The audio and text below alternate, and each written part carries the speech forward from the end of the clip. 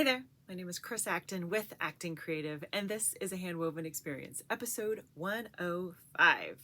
And in this episode, I'm going to talk about the 2 things you should do before your warp comes off the warping board. So, just in case you aren't familiar yet, the warping board is a fabulous tool for not only measuring your warp yarns, but also putting them in order. So there's a couple things I recommend that you do before you slide this off the pegs. So number 1 is really a requirement. You need to mark your cross. Okay, so let me tell you what I mean by that.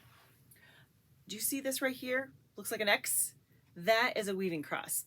And what the weaving cross does is that it keeps all of your yarns in order. Now, as you were winding your project onto the warping board, you took lots of time and careful attention to make sure that your yarns are in order so that you can find them again once you go to dress your loom. So the first item that you must do, and it's a requirement, is to mark your cross. Because believe me, it only takes once to forget that you're like, oh, I'm never doing that again, because you took so much time making a cross. The important part is to make sure that you document it so that you know how to incorporate it into the rest of your project as you're dressing the loom. So here's how I like to do it.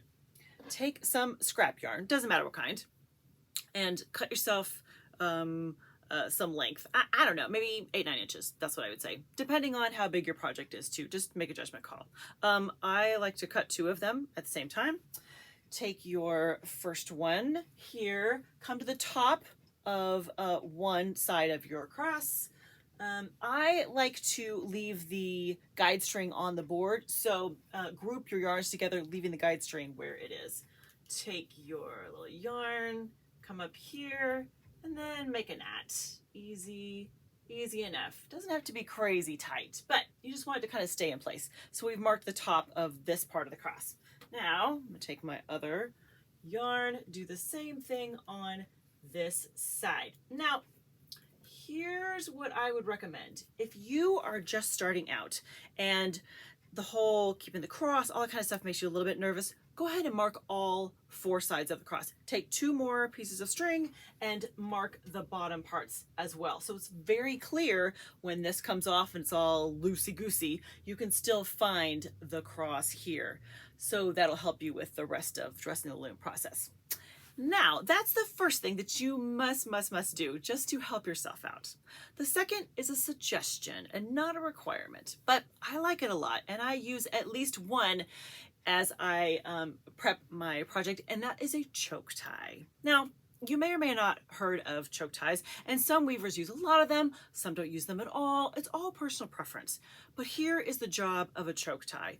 A choke tie is just when you take a piece of yarn and you wrap it tightly around part of your warp just to keep all the yarns together. Now, I learned from my very good friend Madeline Vanderhoot, who I've never met, but I adore, that the yarns like to stay together anyways. So for me, I've never used a ton of choke ties, but I like to use one right past the cross. That's my personal preference. Play with this. If you like the idea of choke ties, put in a lot. If you're like, I don't need them, great. Don't do them at all. So here's how I like to do it though. I like to just kind of pick this little spot right past my cross and take just another scrap, doesn't matter what kind, bring it around here. And as you can imagine, as the name implies, you want to tie this as tight as you can. So I like to get in there and do a couple little twists like that. Pull it just as tight as you can. Put a finger in there. There we go. Do a little square knot, whatever kind of knot you're comfortable with, that you can get it nice and tight. And that's going to hold those yarns together in place so that when you come to the next steps, you know for sure that if things get a little slippery, then you have at least one spot where the choke tie is that'll hold it all together. Now, like I said, you are welcome to do it in a couple different spots.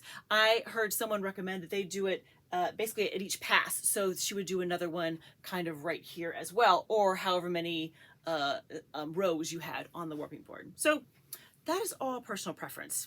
But there are a couple things that's smart to do before you take your warp off the warping board. So we'll review. Number 1, mark your cross. Please, please, please mark your cross.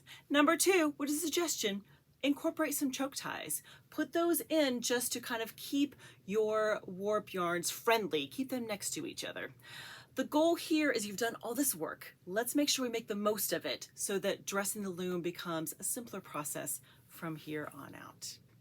All right, friends, I hope that gave you a nice little reminder the next time you're standing at your warping board, getting ready to take it off. Don't forget to do those 2 things. All right, have a great week.